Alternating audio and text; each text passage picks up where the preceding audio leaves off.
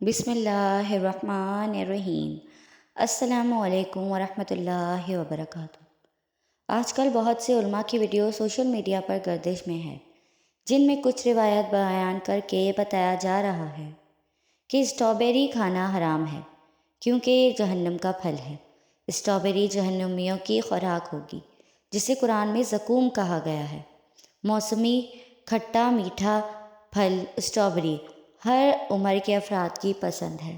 Strawberry بناوٹ میں نہایت خوبصورت اور کھانے میں لذیذ اور فرحت بخش پھل ہے، جسے انسانی مجموعے صحت کی ضمانت بھی قرار دیا جاتا ہے۔ اسٹرابیری کی 600 سے زائد اقسام پاکستان سمیت دنیا بھر میں پائی جاتی ہیں۔ مارکیٹ میں بآسانی دستیاب اسٹرابیری سے بنے والی آئس کریم، جیم، فلودہ، میٹھی غذائیں، کیک، ملک شیک، سلاد اور دیگر پکوان نہایت شوق سے کھائے جاتے ہیں۔ ایک طبی تحقیق کے مطابق اسٹرابیری کا روزانہ استعمال انسان کی قوت مدافعت کو بڑھانے اور صحت مند رکھنے میں اہم کردار ادا کرتا ہے۔ لیکن دوسری طرف آج کل بہت سی ویڈیوز گردش میں ہیں جن میں اسٹرابیری کو جہنمیوں کی خوراک زقوم قرار دیا جا رہا ہے۔ آئیے پہلے تو جانتے ہیں کہ زقوم کیا ہے، جسے قرآن نے جہنمیوں کی خوراک بتایا ہے۔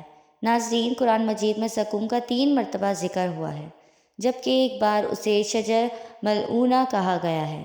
مفسرین نے اس سے مراد وہ خاردار پودا لیا ہے جسے اردو میں تھوہر یا تھوہڑ کہتے ہیں۔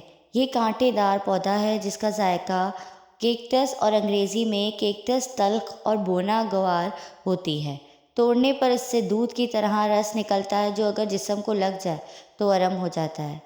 قرآن و حدیث میں زقوم کا خاکہ اس انداز سے پیش کیا گیا ہے: بے شک کانٹے دار پھل کا درخت بڑے نافرمانوں کا کھانا ہوگا، پگھلے ہوئے تانبے کی طرح وہ پیٹوں میں کھولے گا، کھولتے ہوئے پانی کے جوش کی مانند۔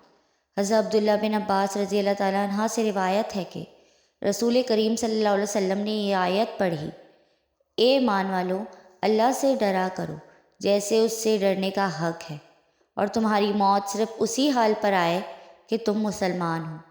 رسول کریم صلی اللہ علیہ وسلم نے فرمایا، اگر زقوم کا ایک قطرہ بھی دنیا میں گر پڑے تو دنیا والوں کے لیے ان کی زندگی برباد کر دے، تو ان لوگوں کا کیا خیال ہوگا جن کا یہی کھانا ہے؟ اس بات میں تو کوئی اختلاف ہی نہیں ہو سکتا کہ اسٹرابیری ایک پھل ہے جو زمین سے اگا ہوا ہے، اور شریعت کا ضابطہ یہ ہے کہ زمین سے اگنے والی جتنی بھی چیزیں ہیں وہ سب پاک اور حلال ہیں، اور ان کا کھانا بھی درست ہے، سوائے ان نباتات کے جو زہریلی اور مہلک ہوں یا جو نشہ آور ہوں، ان کا کھانا جائز نہیں۔ اور یہ پھل نہ تو زہریلا ہے اور نہ ہی اس میں نشہ ہے، لہٰذا اس ضابطے کے مطابق اسٹرابیری کا کھانا بلا کراہٹ جائز ہے۔ اب رہا یہ سوال کہ کیا اسٹرابیری جہنم کا پھل ہے یا جہنمی پھل زقوم سے مشابہت رکھتا ہے؟ تو معلوم ہونا چاہیے کہ اسٹرابیری کا جہنم کا پھل ہونا یا جہنمی پھل سے مشابہت رکھنا کسی بھی شرعی و لغوی دلیل سے ثابت نہیں ہے۔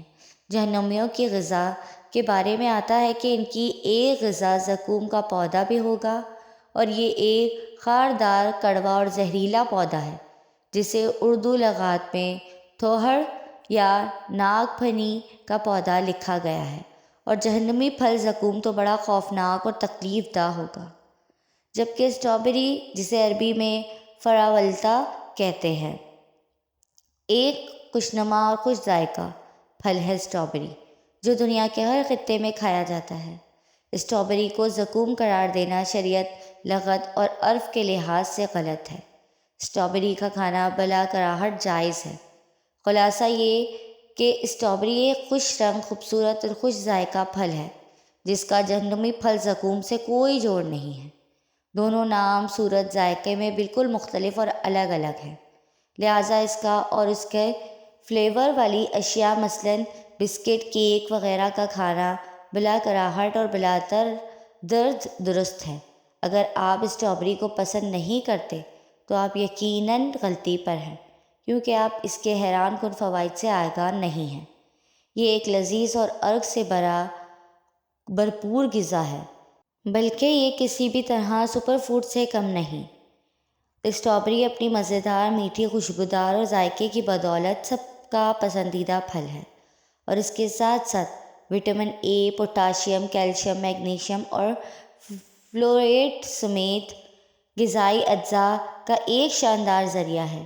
اسٹرابیری آپ کی مجموعی صحت کو بہتر بنانے کے لیے انتہائی مفید تصور کی جاتی ہے۔ یہ آپ کو بغیر کسی چکنائی، سوڈیم اور کولیسٹرول کے مختلف وٹامنز، فائبر فراہم کرتی ہے۔ آپ کو میری ویڈیو پسند آئی ہو تو لائک، کمنٹ اور شیئر کر دیں، اور میرے چینل اسفا یوسف کو سبسکرائب کر دیں۔ جزاک اللہ۔